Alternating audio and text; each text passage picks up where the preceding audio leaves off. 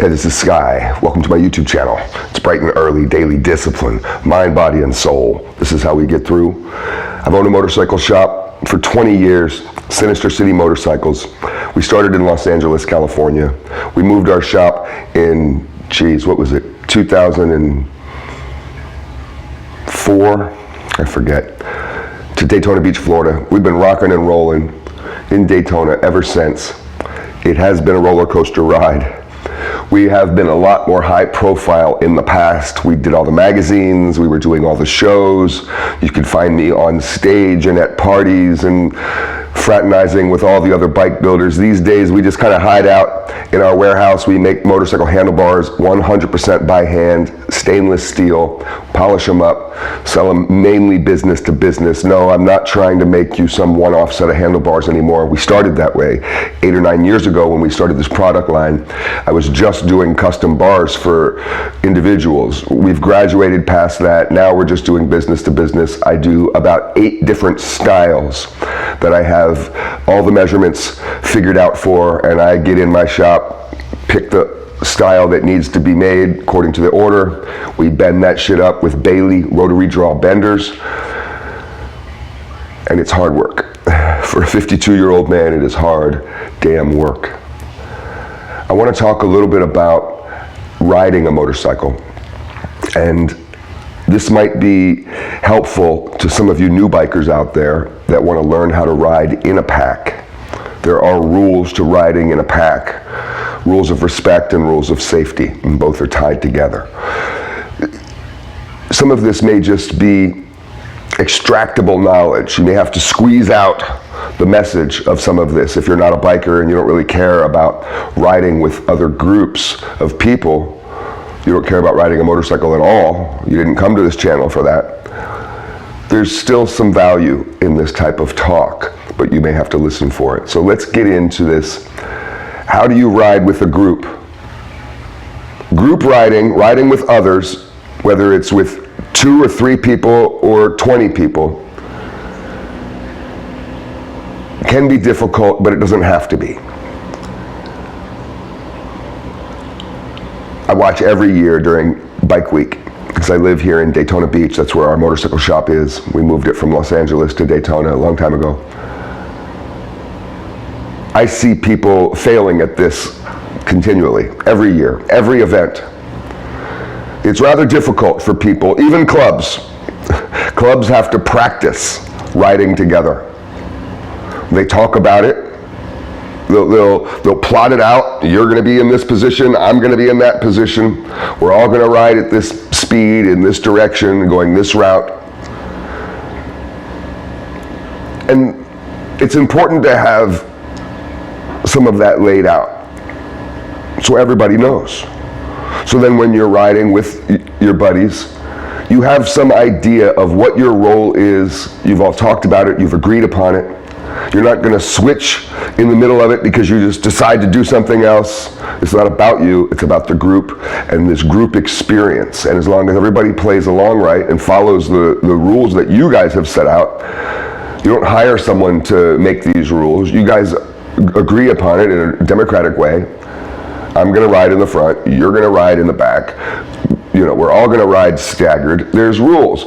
And that creates an enjoyable experience for everyone, and everyone knows that. And if somebody breaks those rules or deviates from that, it could ruin the whole thing. Everything turns into anarchy.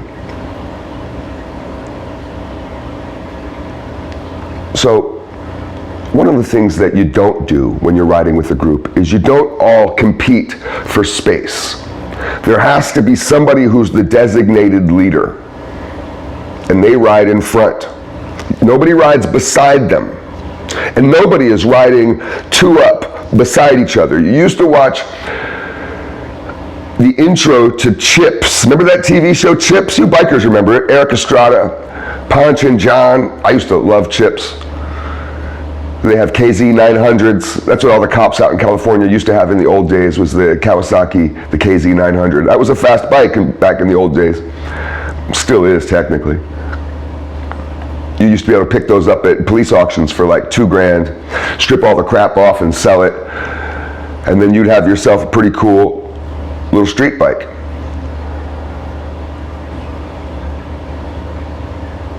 You're supposed to ride staggered. So that means you have your wheel behind the other rider, but you're not riding directly behind them. You ride to the side. So when you look at it from the top view of a pack of riders, you have one here, and it just alternates like that, all the way to the back. You do this because if somebody slams on their brake because of an obstacle or a red light or whatever, a deer jumps in the road, then you're not going to hit that guy's back tire. If they have to swerve for any reason, they can. And you guys can maintain the staggered position. This is how you ride if you're just riding two up. You don't ride side by side, like the cops in the intro to Chips. That's how they always rode, was side by side. It's illegal, it's dangerous, don't do it. I saw two guys riding side by side. It was a guy and a girl, and the husband was riding next to the wife side by side. And all I could think is, what an asshole this guy is. What a dick. He's endangering the life of his wife. If she, for any reason, has to jut out of the way of a pothole or a kitty cat or something, they're both going to wreck out. So you stay staggered. You follow. There has to be a leader and there has to be followers. Now, the leader can't outrun the pack. The leader has to be highly aware of his speed and his movements and the course, the route, the direction. He can't just change and say, oh, I got a better way. No, this is all planned. The route is planned beforehand. We're going to go from point A to point B, and we're going to go this direction. Everybody needs to know before we start off. Nobody is just following blindly. You're not just following the back wheel of the guy in front of you. You're going to a destination, and you're all going there together as a group, as if you're one machine. The group becomes one machine. And the leader has to lead that machine. And if he fucks up, if he doesn't lead properly, everything breaks down. The whole pack falls apart. You may get caught. I see this at Bike Week all the time. The leader will be going too fast. He'll try to jut through a yellow light, playing a little game, a little smile on his face. Ah, this is so fun. He's not thinking about the pack, about the boys. He's thinking about himself and how much fun he's having. The leader can't be thinking about that. You got to be pack-oriented, group-oriented. So even for the leader of the pack, you may think that's such a desirable position. You have a lot to think about. You're responsible for a lot. The person all the way in the back isn't the loser, isn't the scrub. Now every club has their different hierarchy. Sometimes clubs will put the associates and hang-arounds all the way at the end of the trail of bikes. I'm not going to get into 1% politics or club politics. The person bringing up the tail, bringing up the rear of the group, wants to keep tight with the group, and you're holding everybody in, the leader and the person in behind. It's like the head and the tail of a snake, of an animal, and everybody else are the various parts. So just because you're the last rider doesn't mean you're insignificant or forgotten about. You have an important role as well in the group, in the ride, in the experience, in the safety. Sometimes your role may be to block out cars trying to come in.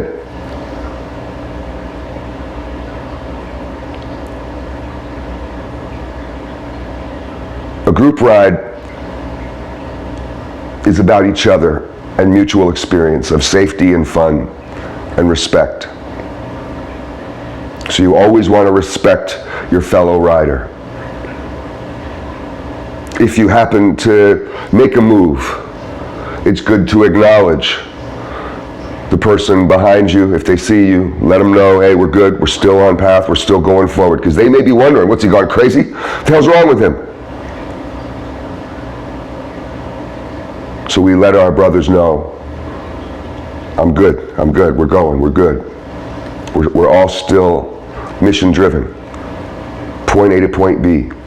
With this route, we're going to have fun.